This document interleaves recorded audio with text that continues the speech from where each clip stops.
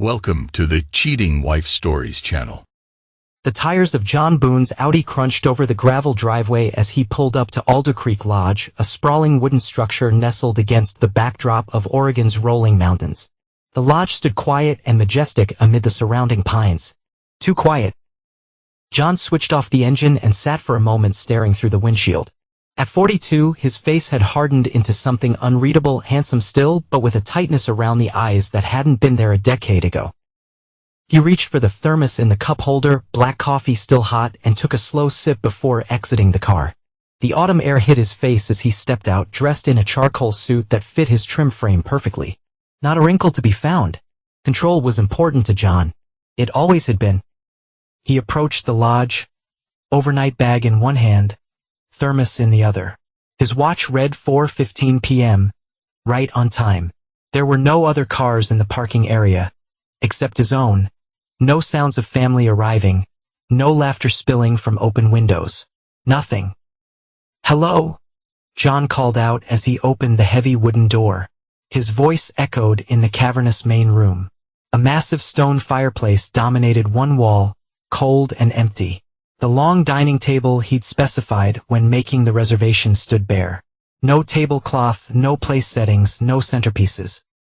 He set his bag down by the door and walked slowly through the main hall. The kitchen was pristine and unused. The bedrooms, all 8 of them, made up with fresh linens but clearly unoccupied. John checked his phone. No messages. No missed calls. He walked back to the main hall and stood in front of the cold fireplace. Something inside him had expected this, but the reality of it still landed like a stone in his stomach. $12,000 for a weekend family reunion. All paid from his personal account. A lodge large enough for everyone, his parents, her sister Ivy and her husband, their kids, and of course, Junie, his family.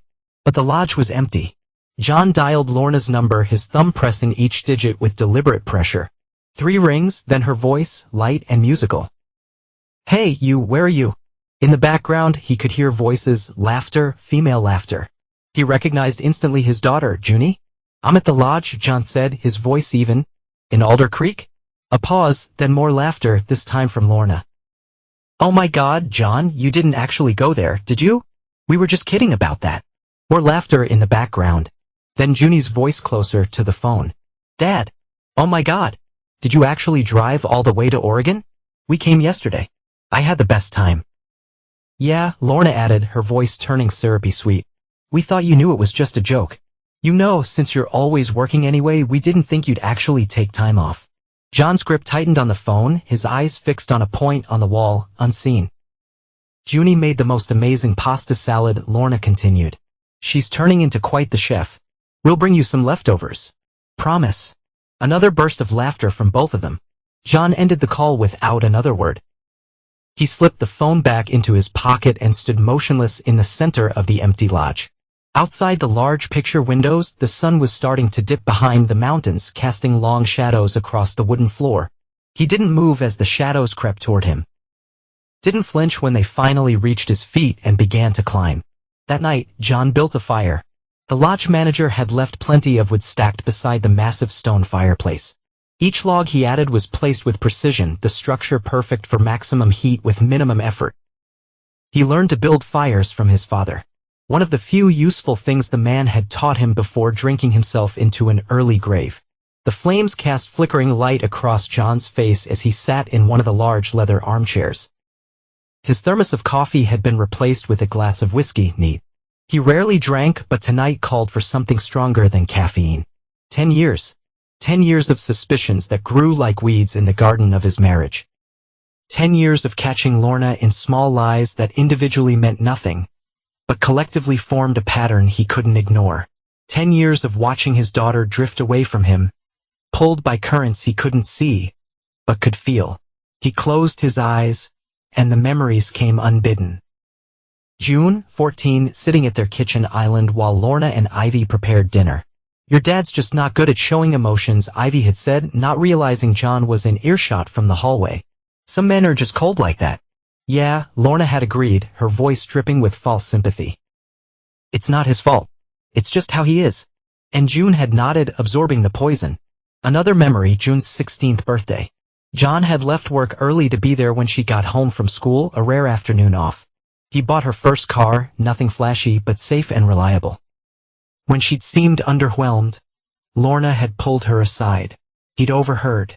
"Your father thinks everything can be solved with money. Just smile and say thank you. It's easier that way." The fire popped, bringing John back to the present. He took another sip of whiskey, savoring the burn. Then there were the late nights. The business trips where Lorna's stories didn't quite add up. The text messages he'd glimpsed on her phone from names he didn't recognize. The way she'd change her passwords on everything after he'd asked to use her laptop once to check his email when his was dead. He had let it all slide. For Junie's sake, he told himself, for peace, for the family he thought he had.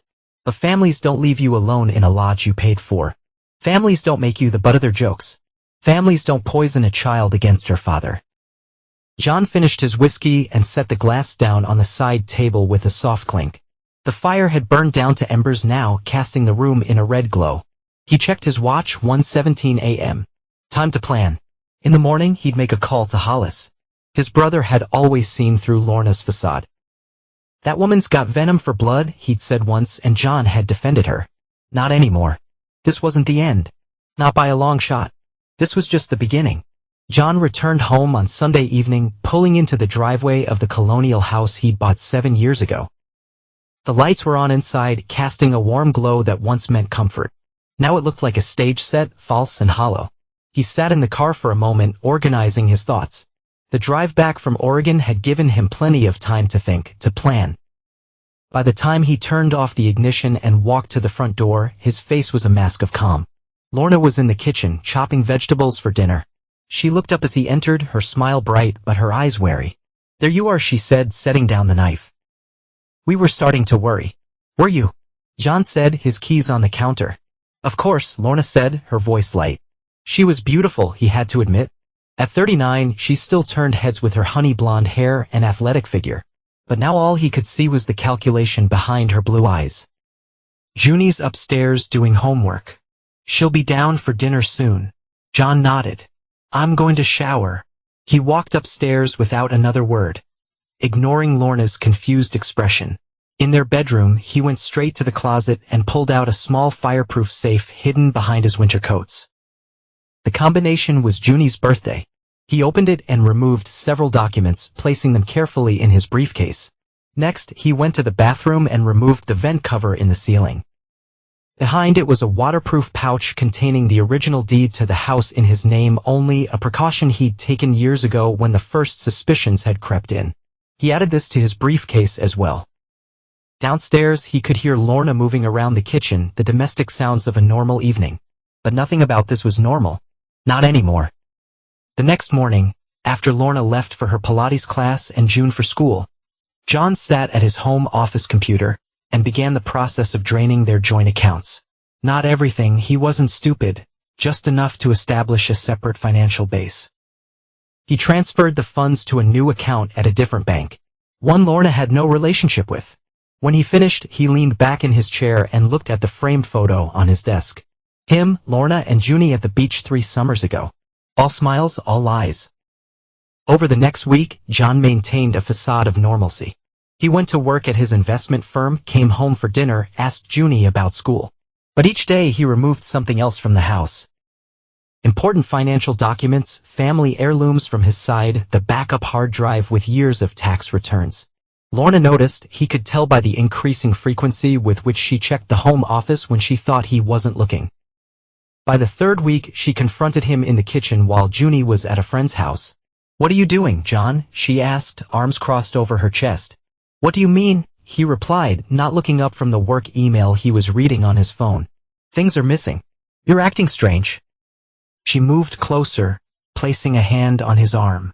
The touch that once would have softened him now felt like a brand. "If this is about the lodge, it was just a joke. You're not usually so sensitive." John finally looked up, meeting her eyes. "A $12,000 joke. Funny." Lorna's face hardened for a split second before smoothing back into concern. "We could go another weekend. All of us." "That won't be necessary," John said, standing up. "I have a meeting." It wasn't a lie. He did have a meeting with Hollis. The VA hospital smelled of antiseptic and old coffee. John navigated the familiar hallways until he reached the physical therapy wing, where he found his older brother scowling at a young therapist who was trying to get him to extend his injured leg. "I said it doesn't bend that way anymore." Hollis growled, his craggy face twisted in pain and annoyance. At 47, he looked a decade older, his time in the army having taken its toll. The IED that had nearly killed him 3 years ago had left his right leg a mess of scar tissue and metal pins.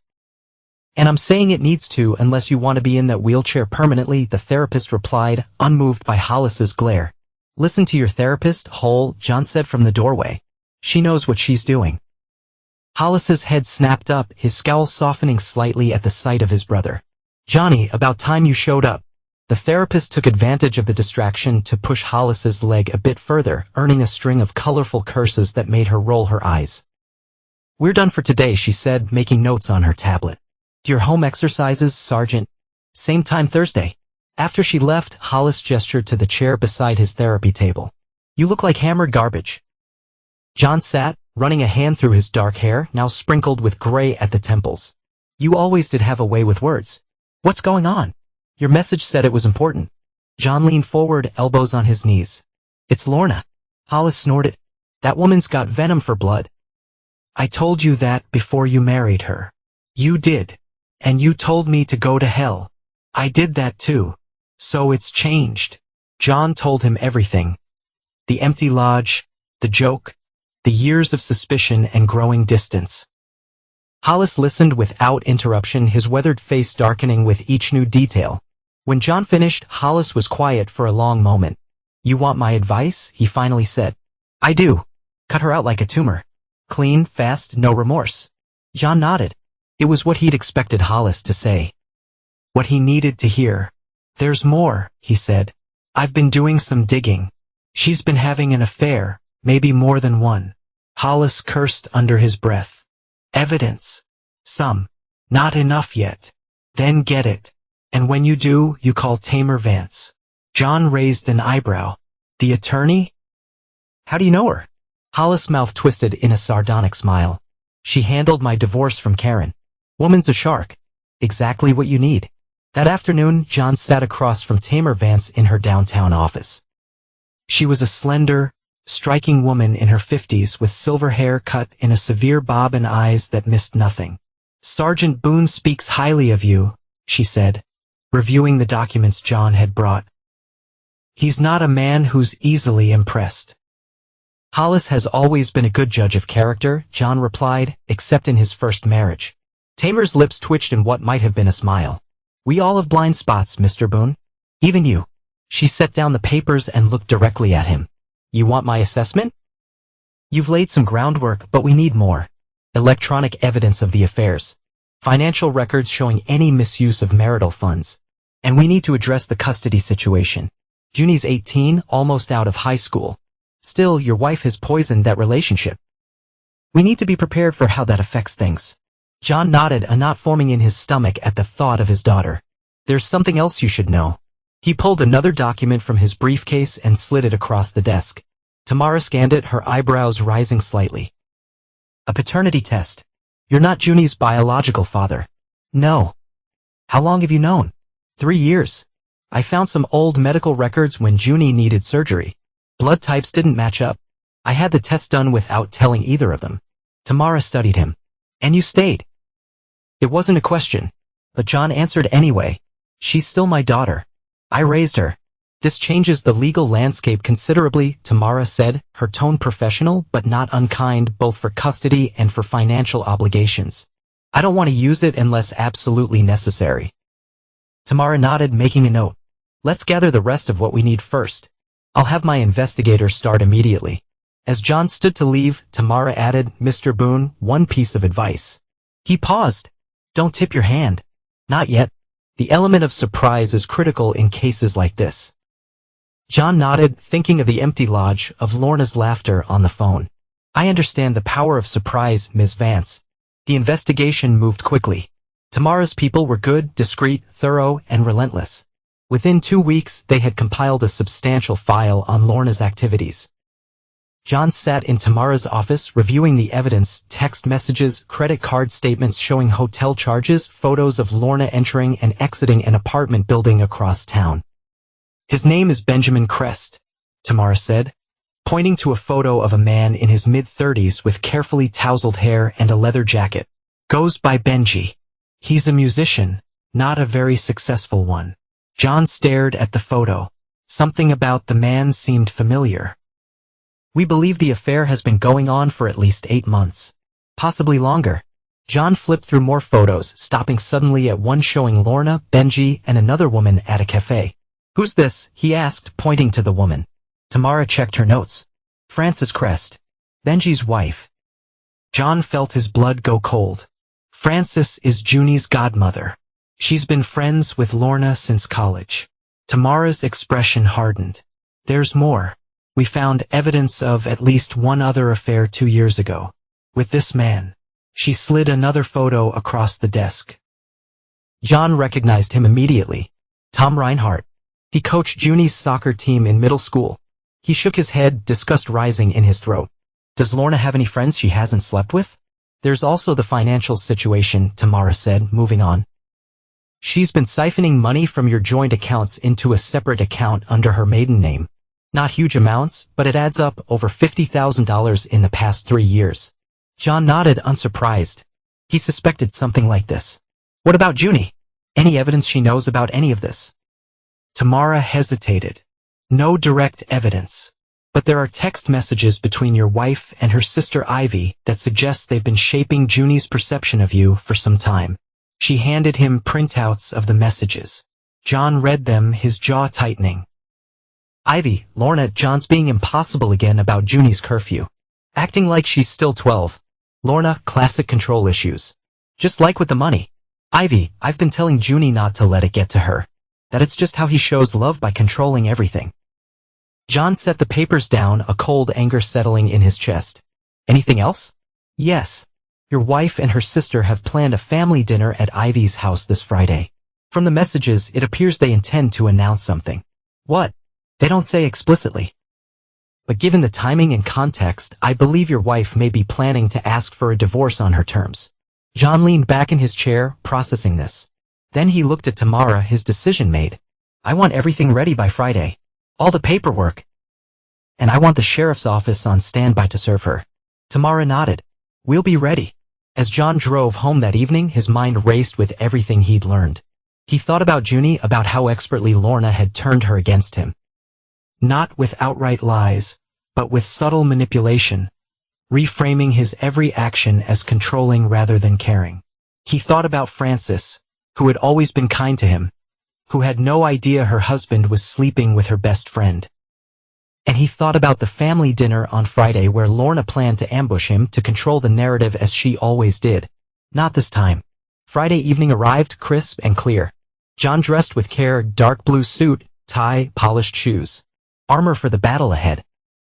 Junie knocked on his bedroom door as he was fixing his tie. "Dad, Mom says we need to leave in 10 minutes.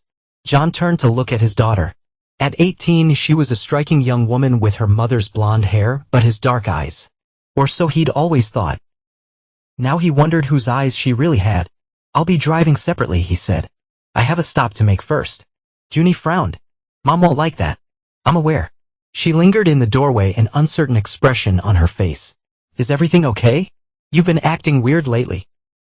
John looked at her, really looked at her, wondering how much she knew. How much she'd been part of the deception. But when he searched her face, all he saw was confusion and something else, worry. "Everything will be clear soon," he said, his tone softer than he'd intended. Junie nodded, though she clearly didn't understand. "Okay. See you there, I guess."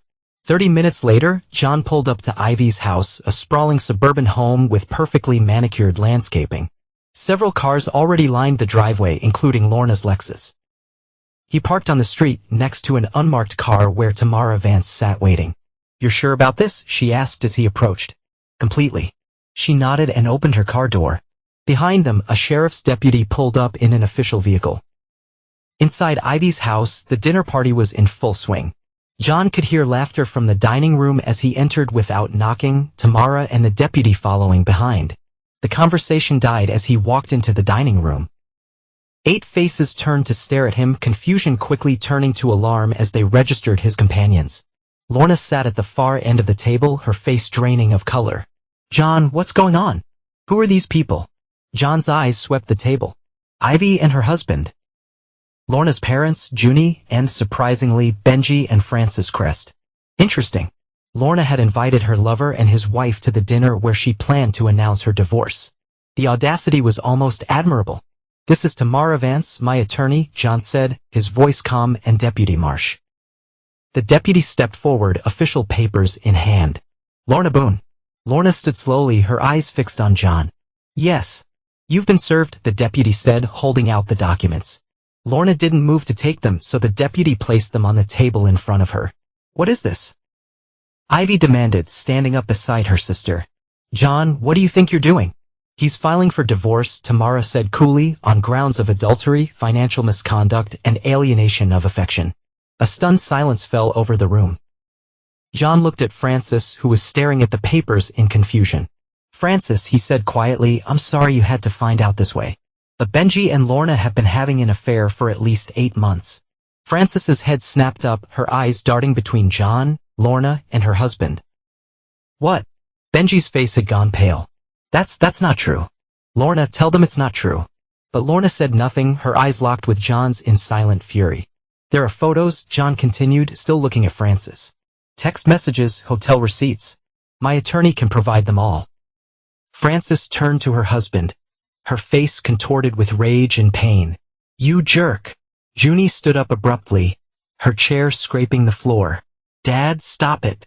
What are you doing? John finally looked at his daughter. I'm telling the truth, Junie. Something your mother hasn't done in a very long time.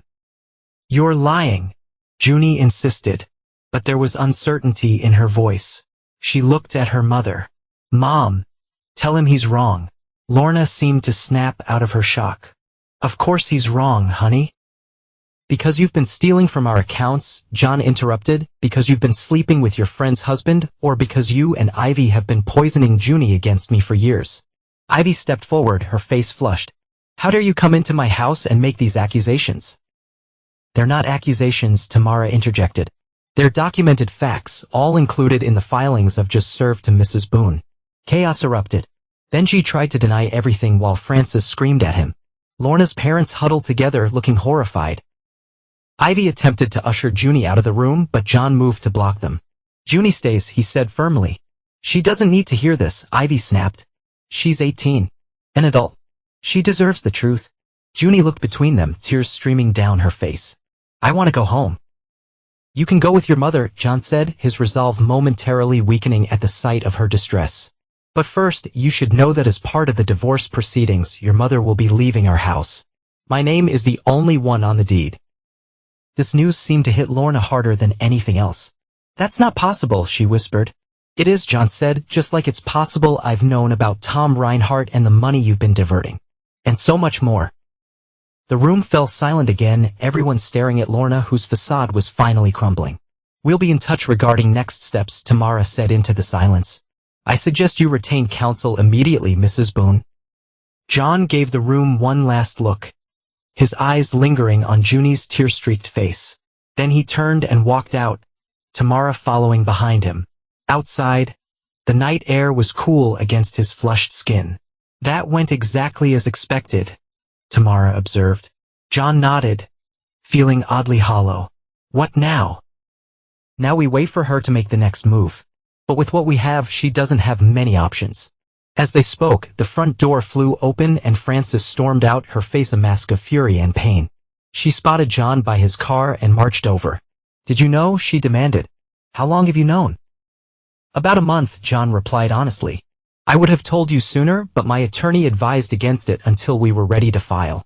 Frances nodded, wrapping her arms around herself. Thank you for telling me it all. She looked back at the house. I can't believe she would do this. We've been friends for 20 years. John had no answer for that. After a moment, Frances wiped her eyes and straightened her shoulders. I'm getting a lawyer tomorrow, she said. Will you send me what you have on Benji and her? My attorney will contact you, John promised. Frances gave a curt nod and walked to her car, leaving Benji to find his own way home. The next week was a tsunami of legal proceedings and personal meltdowns. Lorna tried to use her credit cards only to find them all shut off. She screamed at John over the phone, threats and insults pouring out until he simply hung up. She'd moved in with Ivy temporarily, taking Junie with her. Benji Crest disappeared from social media after posting a vague public apology that managed to make the situation worse for everyone involved. Frances filed for divorce the same day John had, using the same evidence. 3 days after the dinner, John's phone rang with a number he didn't recognize. "Is this John Boone?" a woman's voice asked when he answered. "Yes. This is Ivy." She sounded different, subdued, almost hesitant. "We need to talk." They met at a coffee shop downtown, neutral territory. Ivy looked haggard, the polished exterior she usually maintained showing cracks. "Why am I here?" John asked after they got their coffees and found a quiet corner. Ivy stared in her cup. "I didn't know about the affairs," she said finally. "Or the money. I swear to you, I didn't know." John studied her, looking for the lie. "But you helped her turn Junie against me." Ivy flinched. She stopped, seeming to recalibrate. "Yes, I did. Lorna would tell me things, that you were controlling, cold, that you monitored all the finances and made her feel small. And you believed her?" "She's my sister." Ivy met his eyes for the first time. "But now I'm questioning everything. She's staying with me," and she trailed off. "And?" "She's different than I thought. The way she talks about you, about Frances, about everyone, it's like she doesn't care who she hurts as long as she gets what she wants." Ivy looked down again. "I found out she's been lying to me about other things too. For years. What do you want from me, Ivy?" "Nothing. I wanted you to know I'm sorry. For my part in it." John nodded, not quite ready to offer forgiveness. "How's Junie?" Ivy's expression softened. "Confused, angry, mostly at Lorna right now. But at you too for how you handled it. I'm not sorry for that." "I wouldn't expect you to be." Ivy hesitated. "She's asked about you, whether you're okay." Something in John's chest tightened. "Tell her I am." Later that day, as John was reviewing documents in his office, his phone buzzed with a text from an unknown number. "It's Junie. Mom doesn't know I'm texting you. Can we talk?" John stared at the message, a mix of emotions washing over him. He typed back, "Of course. When? Tomorrow after school? I could come by the house. I'll be there." The next day, John left work early and waited in the kitchen, a nervous energy making it impossible to sit still. When the front door opened at 3:45, he steeled himself. Junie walked in, looking smaller than her 18 years in jeans and an oversized sweater. Her eyes were red-rimmed from crying. "Hey," she said awkwardly. "Hey," John replied. "Are you hungry? I could make you something." Junie shook her head. "No thanks." She glanced around the kitchen. "Feels weird being here without Mom." John nodded, not sure what to say. "Aunt Ivy said you guys talked," Junie continued. "She said she told you she was sorry." "She did? Are you sorry?" "I mean, about how you did everything in front of everyone like that." John considered the question. "No," he said finally. "I'm not sorry for exposing the truth. I'm sorry you had to be there to see it." Junie absorbed this, picking at a loose thread on her sleeve. "Mom's a mess. She cries all the time, then gets angry, then cries again. That's not your responsibility to manage, Junie." "I know," but she looked up at him, her expression pained. "She's still my mom. And you just destroyed her." "She destroyed herself," John said, his tone firm but not unkind. "Her choices led us here. Did you ever love her?" Junie asked suddenly. The question caught John off guard. "Yes," he said after a moment. "Very much. Once." Junie nodded, seeming to accept this. She wandered to the refrigerator, opening it to look inside. A habit from childhood. "So what happens now with the divorce and everything?" "That depends on your mother. If she fights it, it could take time. If she accepts the terms my attorney has proposed, it could be over relatively quickly." "And what about me?" Junie asked, her voice small.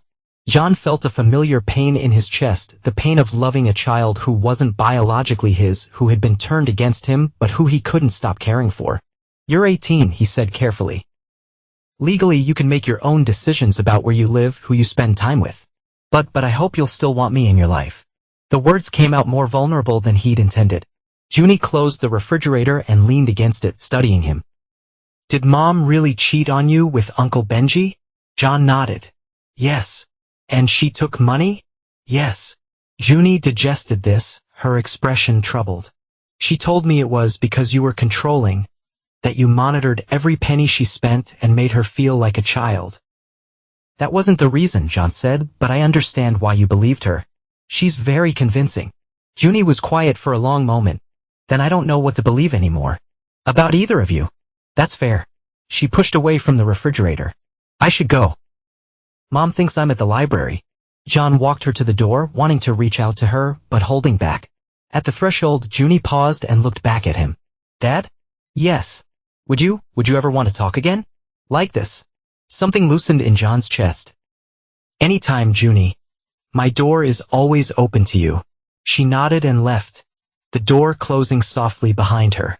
3 weeks later, John and Tamara sat in a conference room at the courthouse, waiting for Lorna and her attorney to arrive for the first mediation session.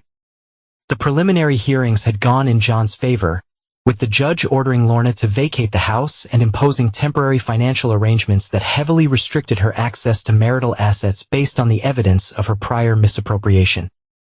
She's late, John observed, checking his watch.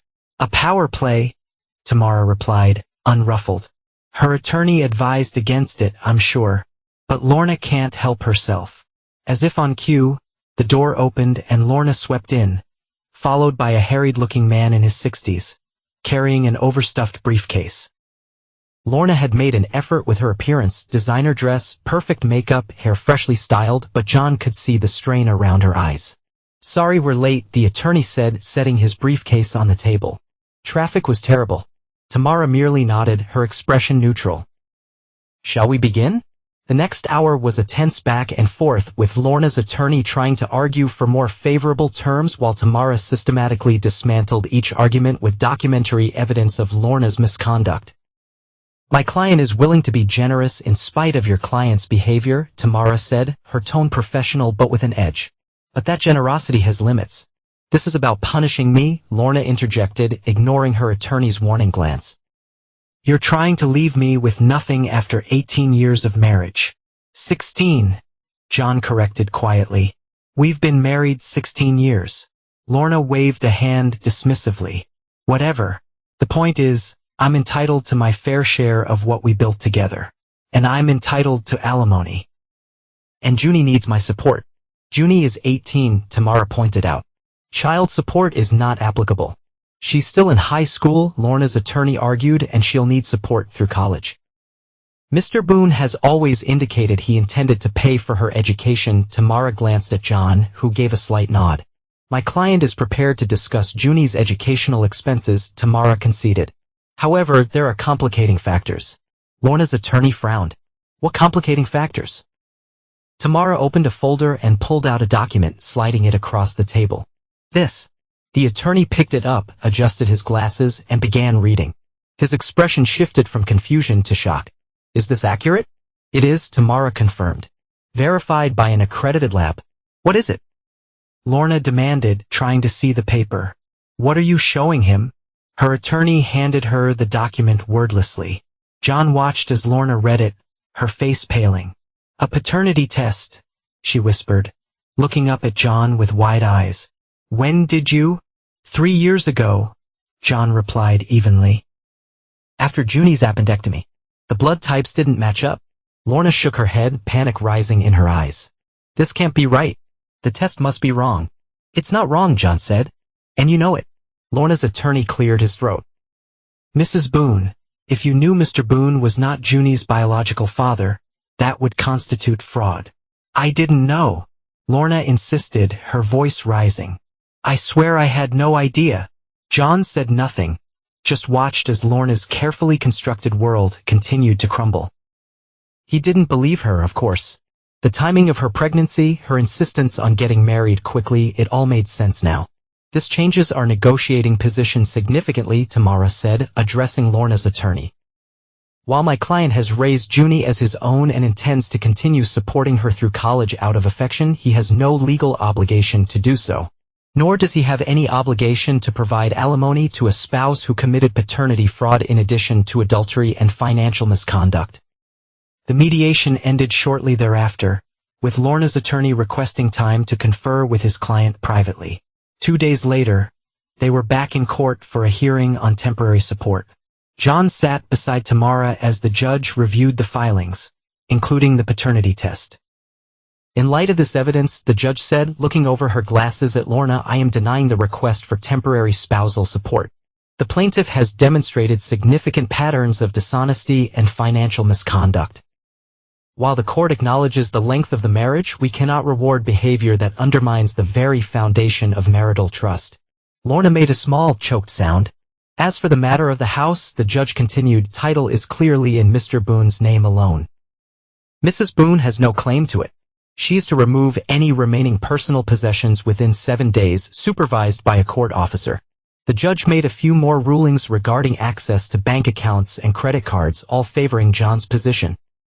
When she finished, Lorna was openly crying, her attorney looking grim beside her. Outside the courtroom, John stopped Tamara before she could leave. What happens now? Now her attorney will strongly advise her to settle, Tamara said. She has very little leverage left. If she's wise, she'll take what we're offering and move on. John nodded, feeling a strange mixture of vindication and emptiness. And if she's not wise? Tamara gave him a measured look. Then we continue to fight. But John, you should know winning like this, as completely as you have, doesn't always feel the way you expect it to. John thought about that as he drove home. The house felt cavernous and empty without Lorna and Junie. He'd gotten exactly what he wanted: justice, vindication, freedom from a marriage built on lies, yet the victory tasted so hollow. His phone buzzed with a text from Junie. I heard what happened in court today. About the test. Why didn't you tell me? John stared at the message, unsure how to respond. Finally, he typed, I didn't want to hurt you. You were still my daughter, DNA or not. Junie didn't reply. 6 months later, John stood on the deck of his new home, a timber frame house nestled in the mountains outside of town. The property backed up to national forest land, providing privacy and spectacular views. Coffee's ready, Hollis called from inside. John took one last look at the sunrise, painting the mountains gold, and went inside. The house was smaller than his old one, but more practical, single level for Hollis's mobility, wide doorways for his wheelchair on bad days, and a layout that maximized the views. Hollis had moved in 3 months ago after the sale of John's colonial house had closed. The arrangement worked for both of them. John had company and Hollis had the support he still sometimes needed with his injuries. Mail came early, Hollis said, sliding an envelope across the kitchen island as John poured his coffee. From the foundation. John opened it, scanned the contents, and smiled, the first real smile in what felt like ages. They approved our grant proposal. Full funding for the first year. Hot damn.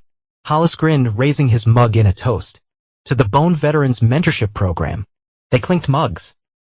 The program had been Hollis's idea, born during one of their late-night conversations about purpose and second acts.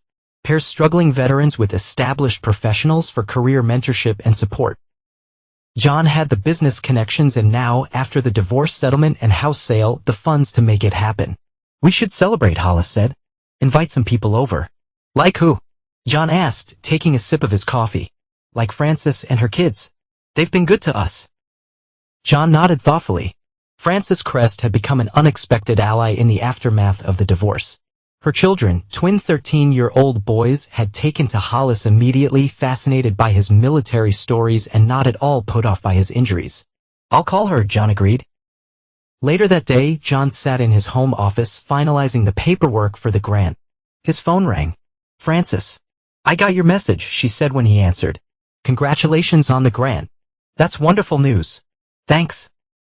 We're having a small celebration tomorrow evening if you and the boys are free. We'd love to come. The boys have been asking when they can see Hollis again.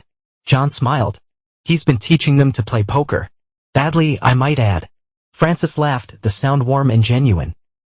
Better than what their father was teaching them. There was a moment of comfortable silence. Then Frances spoke again, her tone more serious. Have you heard from Junie lately? John's smile faded.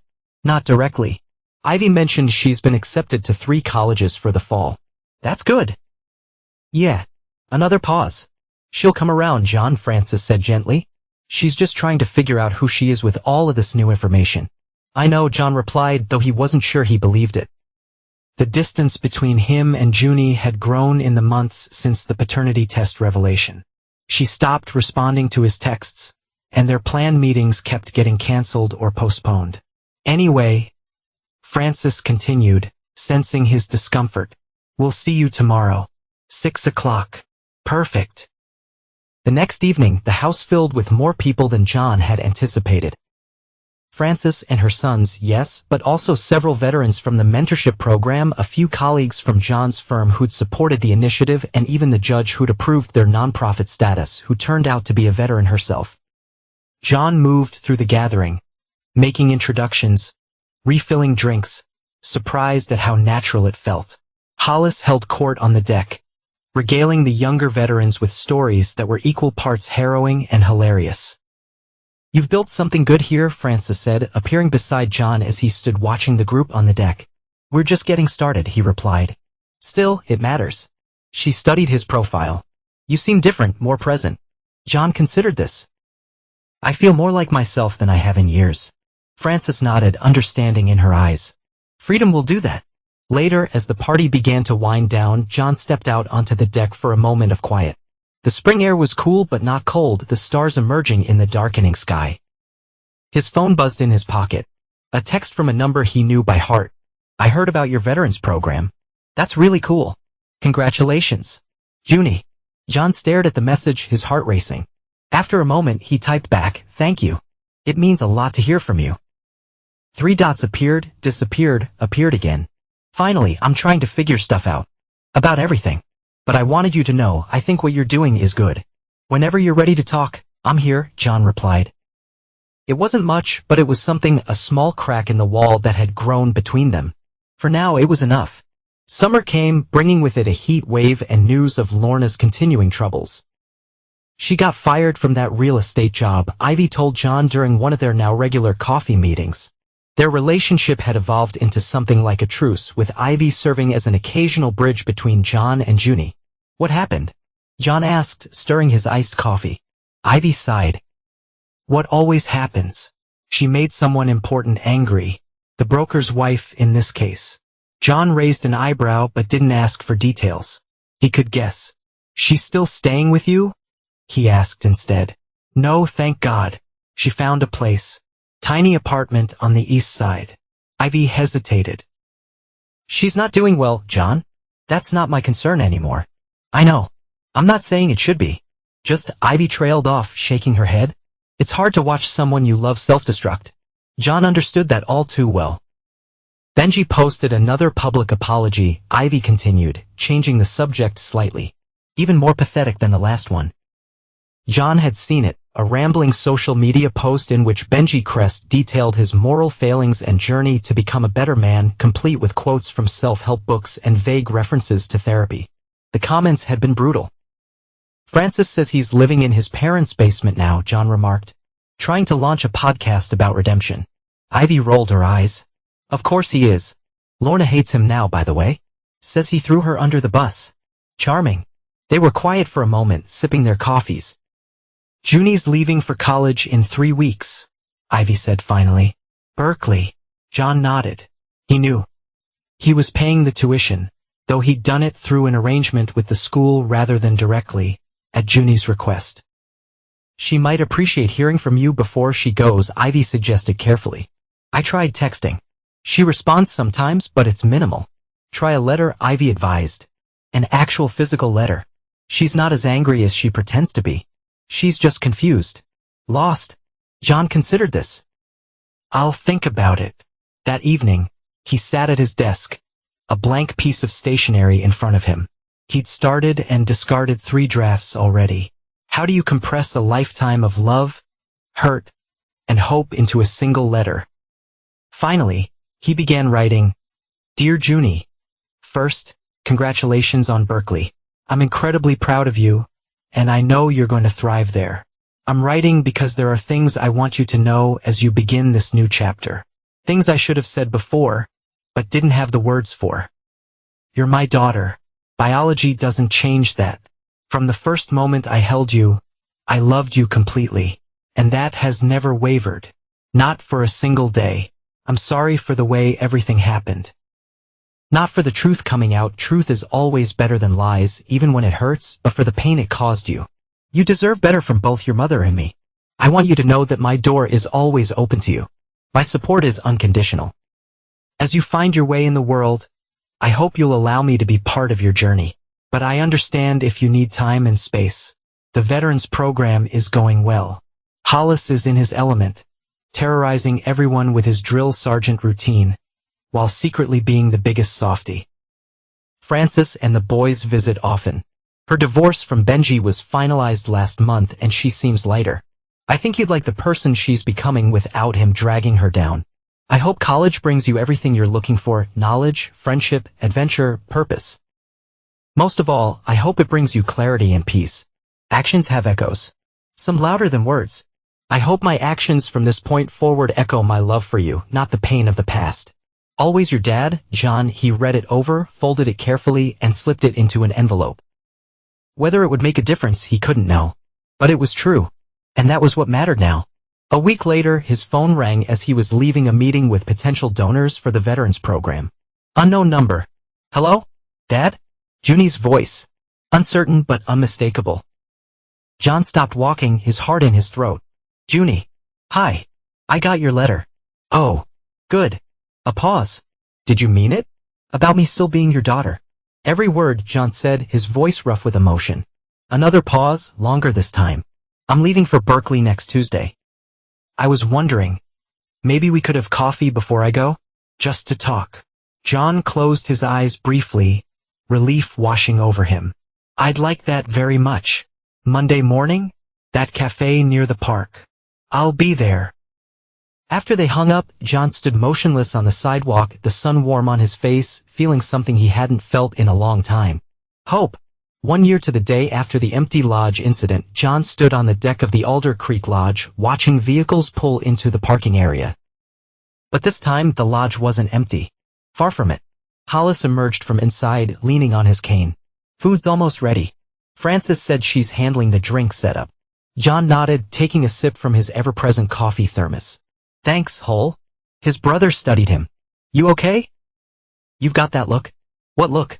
The one where you're thinking too much. John smiled faintly. Just memories. Being here again. Hollis nodded, understanding. Different circumstances this time. Very different. The community barbecue had been Hollis's idea, a celebration of the Veterans Program's successful first year, a chance to thank donors and introduce new mentors and ments. The lodge had been the obvious choice, symbolic in a way John appreciated. Yes, he'd paid for it himself again. $12,000. But this time, the money bought something real. Throughout the afternoon, the lodge filled with people, veterans and their families, business associates who'd supported the program, neighbors from their mountain community, Frances and her boys, who'd become fixtures in John and Hollis's life. John moved through the crowd, shaking hands, accepting congratulations, feeling a quiet pride in what they'd built. The program had helped 27 veterans in its first year, with plans to expand to neighboring counties. Mr. Boone, a young woman in an Air Force uniform, approached. I just wanted to thank you. My husband was in your first mentorship group. He's got a job now. A good one. It changed everything for us. John smiled, genuinely touched. He did the hard work. We just opened a door. Still, thank you. As the evening progressed, John found himself standing by the massive stone fireplace, now crackling with a cheerful blaze, nursing a rare glass of whiskey. The room was filled with conversation and laughter, the atmosphere warm and genuine. Frances appeared beside him, elegant in a simple blue dress. Penny, for your thoughts? Just reflecting, John replied. It's been quite a year. That it has. She clinked her glass against his. For the better, I'd say. Agreed. They stood in comfortable silence, watching the gathering. Frances's twins were playing some kind of card game with Hollis, all three of them laughing uproariously. Heard anything from Junie? Frances asked after a moment. Email last week.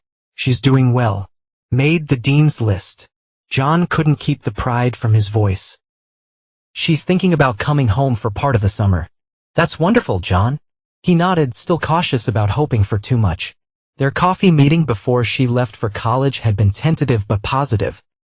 Since then they communicated sporadically, texts, emails, the occasional phone call.